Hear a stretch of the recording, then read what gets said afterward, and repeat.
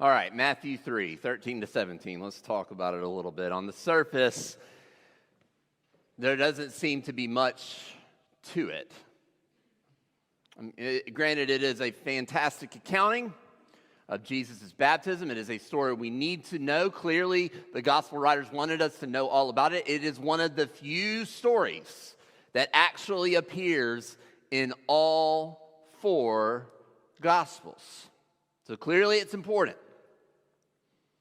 But come on, we're talking about 5 verses here.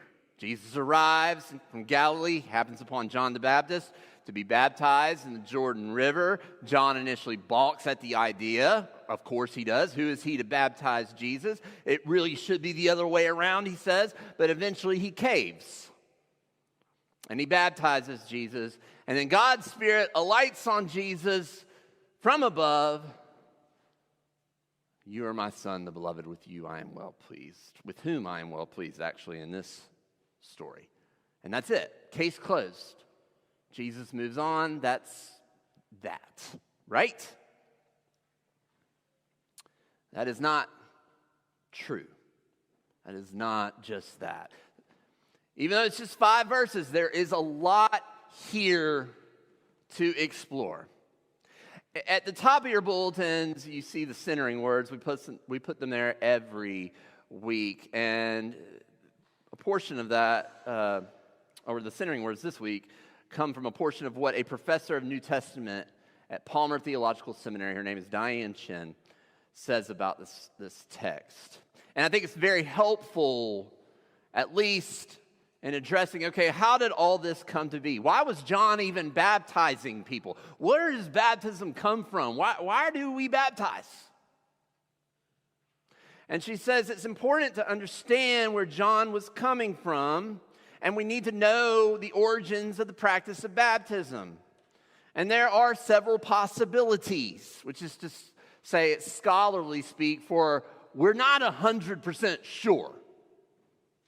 But this is where it could come from.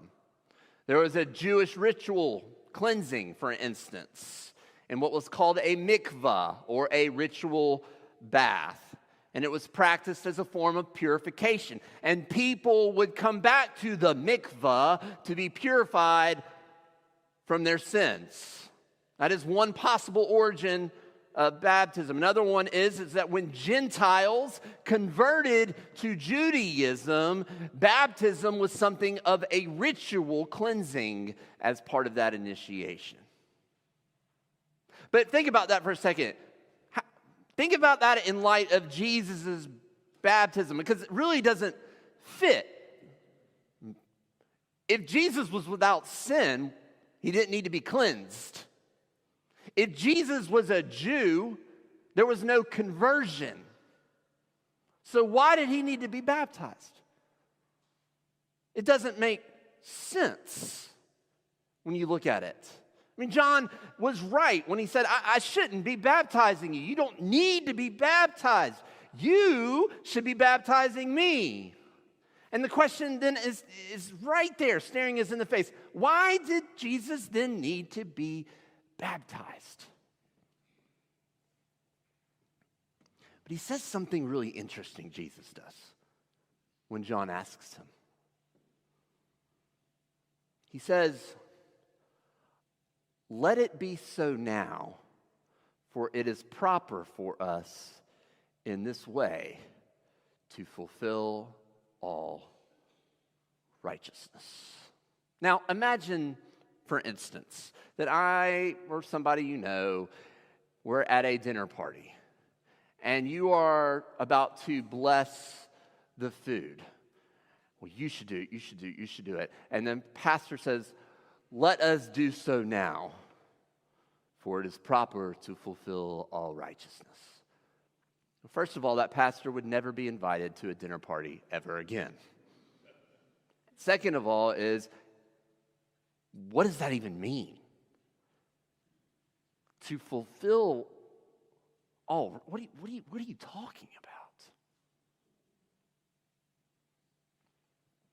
The concept of righteousness isn't just about being right. The concept of righteousness, at least in the Old Testament framing of it, is about being right in relationship. In other words, righteousness is completely defined as a relational concept. One's righteousness is defined by how right your relationship is with God and with others. So again, righteousness isn't, oh, I'm right. I am so right. I can't even begin to tell you how right I am. That's not what righteousness is. Righteousness is about how right our relationship is with somebody else, with God and with those around us. That's how it's defined. If there is brokenness in a relationship with somebody else, for whatever reason, you are then not right with that person, and therefore you cannot be called righteous. And so in today's story, Jesus says, well, let us do so to fulfill all righteousness. What does he mean? Well, he does this, he says this, he participates in an incredibly public and spiritual act so he can be right with his people. He does this to be in solidarity with his people. He doesn't do it because he was compelled to do so or he was forced to do so. He chose to do so. He chose to be baptized because that is what his people did. And he wanted to be in solidarity with his people. He wanted to be alongside his people. And so what he does here is, okay, you are somebody who has sinned. You are somebody who's fallen short. You need to be baptized and cleansed of that. I am with you in that baptism. Oh, and you're a Gentile, and Jewish people like me, we're not supposed to be with you. We're not even supposed to touch you or be in relationship with you. But you know what? You're being baptized. I'm going to be baptized too. He wanted to be in right relationship with all people. Jesus wasn't going to be the kind of Messiah, the kind of king who lorded his authority over others. He instead wanted to be the kind of king who stood with others, who stood beside others, who experienced life as they did, who got his hands dirty,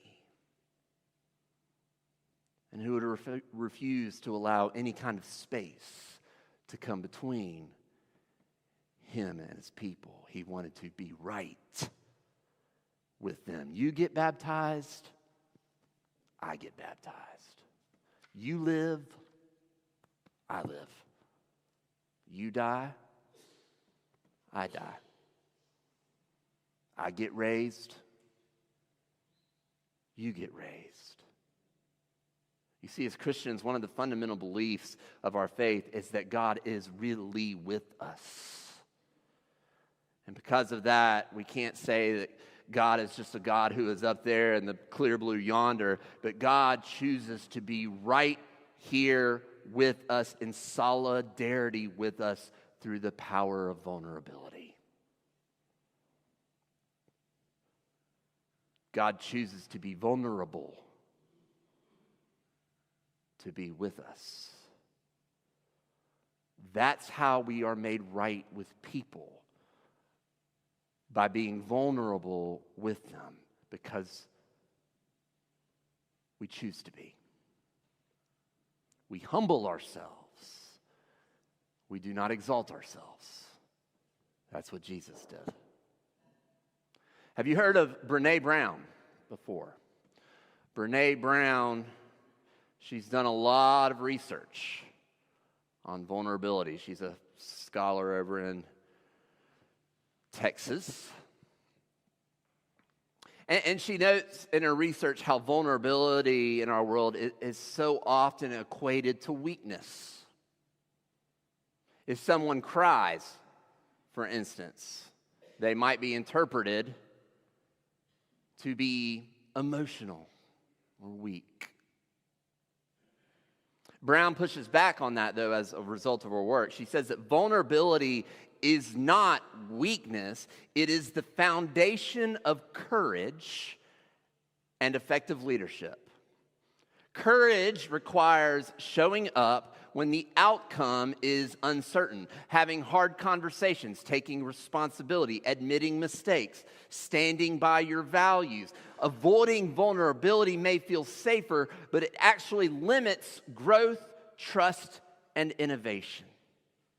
And so leadership, and for that matter, humanity, isn't defined by somebody's ability to stand up on a pedestal by themselves as if they are some kind of superhero. Instead, a person's ability to lead, to be, say, an officer of the church, is standing with people and being vulnerable with people and showing up alongside people as your most clear and wholehearted self. Not because it's just the right thing to do, but it is also the faithful thing to do. That is what Jesus did. He embraced vulnerability, and if we are really going to follow him, we have to do the same thing. He didn't have to be baptized, remember? He did so to be right with his people. He was vulnerable. He became vulnerable to be right with his people and show up with his people.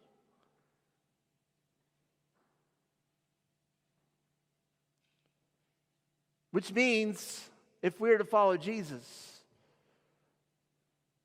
we have to show up for others. And we have to listen to others. And we may have to heed their advice or counsel. You may have to sit down for a cup of coffee with a person you cannot stand. You may have to forgive someone or allow yourself to be forgiven.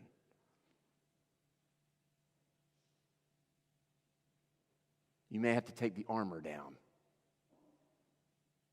The armor that keeps you from people. That is what we do.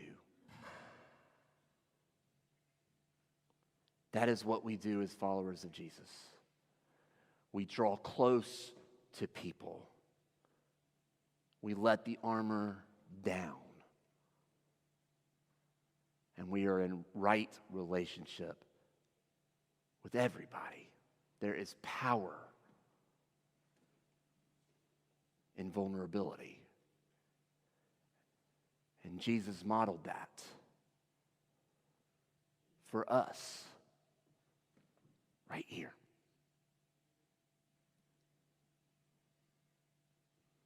That is how we lead. And that is how we church as God's people.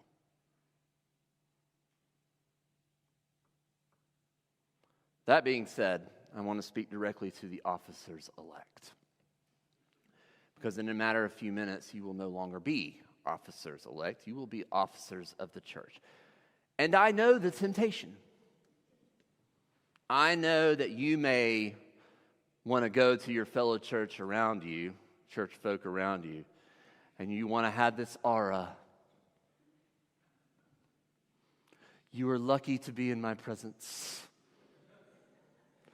for I am now an officer of the church. You may expect people to start picking up the tab.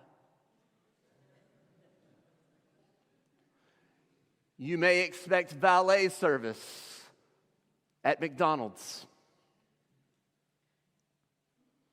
You may expect people to kneel at your feet.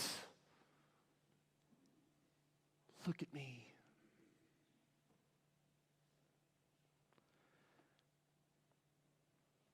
In a few minutes, though,